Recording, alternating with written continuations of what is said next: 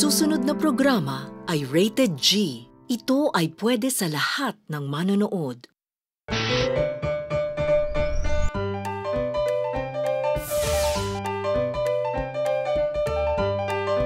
May isang puno. Ano ang bunga? Why not ampalaya? Why not munggo at kalabasa? Why not gatas at keso? Why not, why not? Why not ampalaya? Why not munggo at kalabasa? Why not gatas at keso? Why not, why not? Why not, why not? Why not, why not? Why not, why not? Why not? Why not?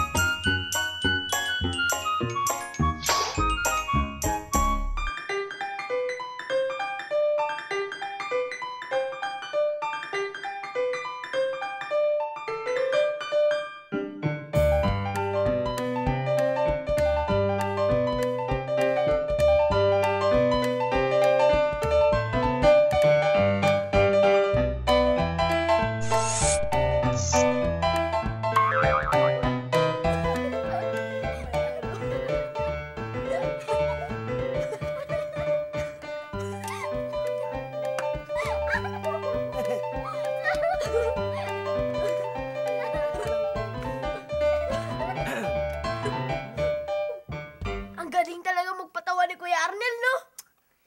Siyempre naman. O ba? Napakagaling niyo po talagang komedyante. Siyempre, pinsan ko yata yan.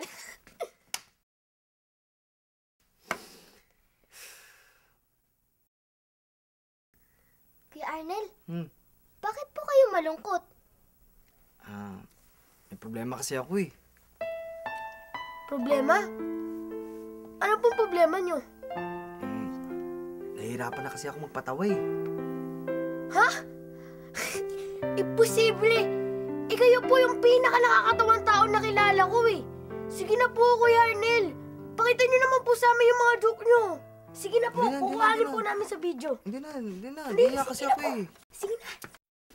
Hindi na nga. Okay.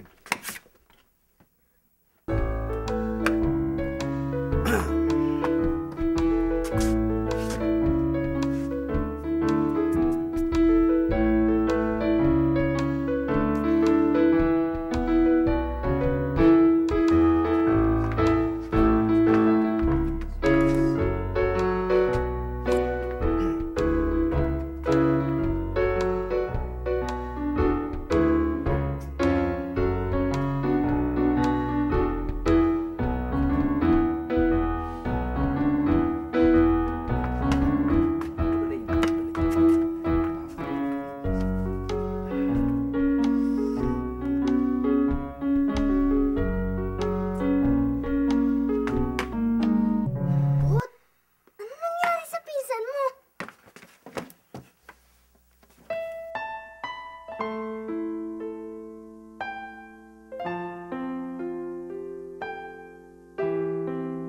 Tignan po natin kung anong sasabihin ng computer sa kalagayan nyo.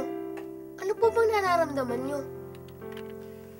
Kapag kinakabahan kasi ako, nakakalimutan ko yung jokes ko. Tapos, hindi ko rin alam kung anong sunod ang mangyayari dun sa pagpapatawa ko. Tapos, wala rin akong sigla. Walang sigla? Sige, tingnan natin kung anong sasabihin ng computer. Mula sa datos na nilagay ninyo sa computer, ang subject, si Kuya Arnel, ay kulang sa GoFood o energy-giving food. Kulang din siya sa bitamina para maging alerto ang kanyang isipan at maiwasan ang pagkabahala at panlulumbay o depresyon. Ano po ba pwede niyang gawin? Pwede siyang magdagdag ng mais sa kanyang diet. Mais? Mais nga. Alam mo, Arnel, kung ikaw ay nagiging corny, kumain ka ng corn.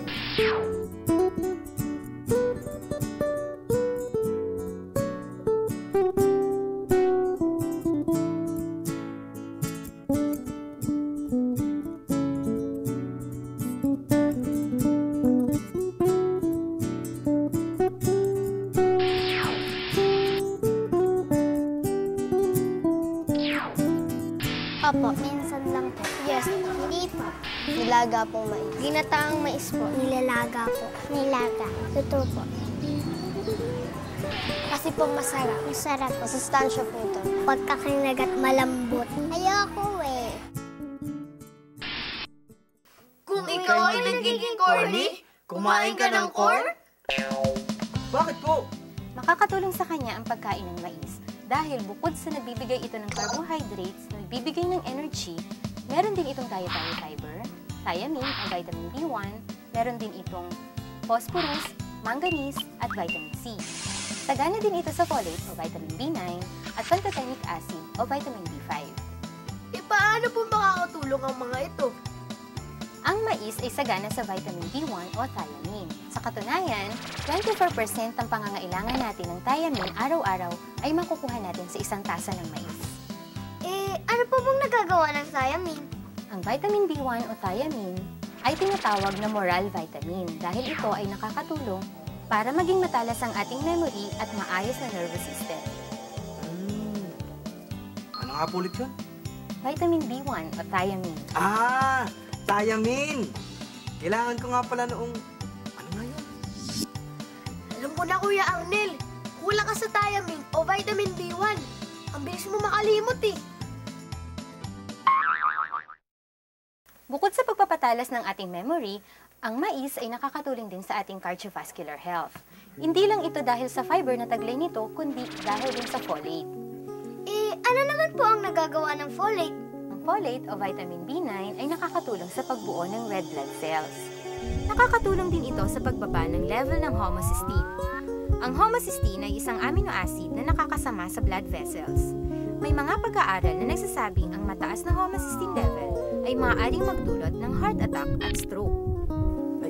Kailangan ko rin po yan. Kasi para po ko magkaka-heart attack sa nervous kapag maharap na po ako sa manonood eh. At ang isa pang mahalagang sustansya na nasa mais ay ang vitamin B5 o pantothenic acid. Kung ang vitamin B1 o thiamine ay ang moral vitamin, ang vitamin B5 naman o pantothenic acid ay stress vitamin. Ito kasi ay nakakatulong para maging masigla ang ating katawan kahit under stress o sa mga sitwasyong kinakabahan tayo o nahihirapan. Ibig po sabihin kapag kumpleto sa thiamine, folate at pantothenic acid ang diet mo, kahit nahihirapan ka o kinakabahan, mananatili po ang inyong sigla?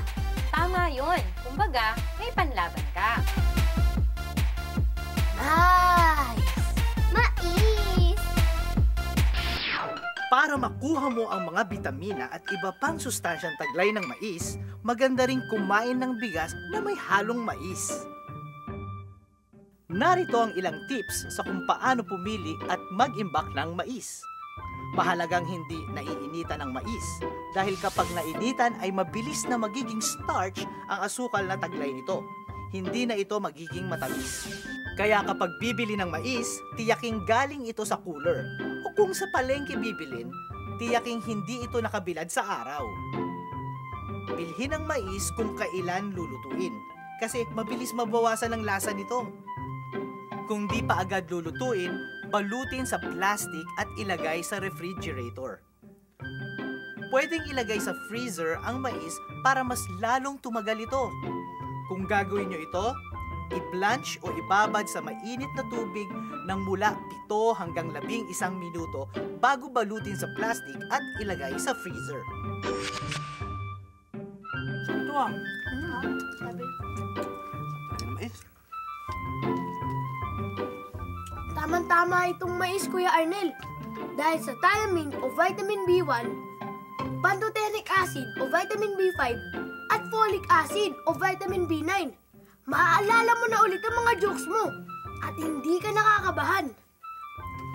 Wow! Parang paramdam ko, bumabalik na yung sigla ko at gumaganda na rin yung memory ko. Dahil sa sugar at starch ng mais yung energy mo, Kuya Arnel. Pero syempre, hindi naman agad-agad ang epekto ng mais sa memory mo. Kailangan maging bahagi ng balanced diet para matamo ang mga health benefits ng pagkain ng corn. Ay! Meron akong joke! Ano po yun? May isang puno. Anong bunga? Huh? Bagamat masarap kainin ang mais sa cup, lagaman o ihaw, ang mais ay pwede ring ihalo sa iba't ibang uri ng pagkain. Pwedeng ilagay sa sabaw, gawing mais con yelo, ilagay sa halo-halo, sa maha blanca, gawing cornic, at marami pang iba.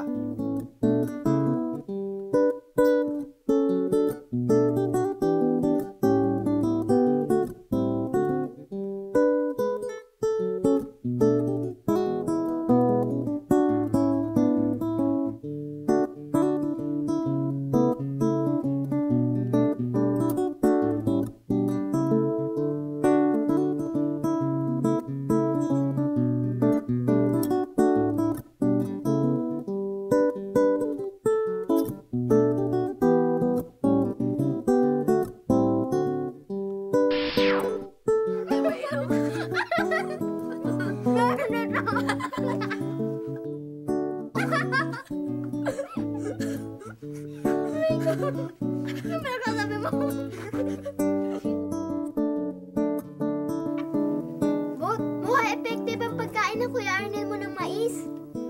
Oo nga. At mukhang gumaganda na rin ang kanyang memorya. At masigla pa rin siya kahit kanina pa siya nagpapatawa. Oo nga! Marami na akong energy dahil Go Food ang mais. At di lamang yan, bumalik na rin yung aking sigla dahil Glow Food ang mais dahil nagtataglay siya ng dietary fiber at vitamins. Kaya isama ang mais sa sari-sari masustansyang pagkain. Na kinakain natin araw-araw. Oh, alam niyo na ba ang sagot sa bugtong ko? Hindi pa po eh. May isang puno. Ano ang bunga? Ano po bang sagot dun? Kung mais yung puno, edi yung bunga, mais din. Mais ang puno? Corny? Kuya Arnel, kumain ka pa ng mais!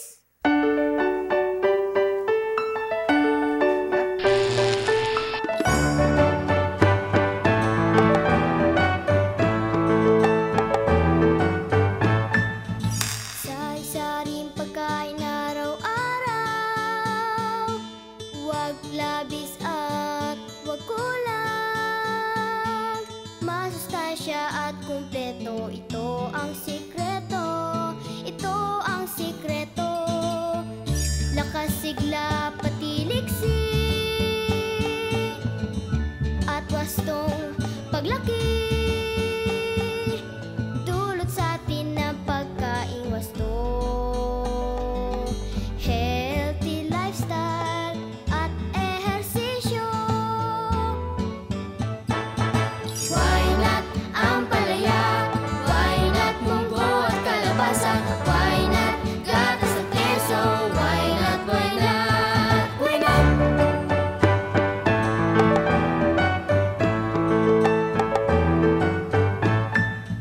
Kanin, mais at kamote, isda, itlog, tokwa at pinya, saging, mangga. Ugaliing mag-healthy lifestyle araw-araw, mag-exercise, umiwas sa mga bisyo tulad ng alak at sigarilyo, at kumain ng masusustansya para makaiwas sa mga sakit tulad ng cancer, diabetes at iba pa. Wastong nutrisyon, alamin, gawin at palaganapin.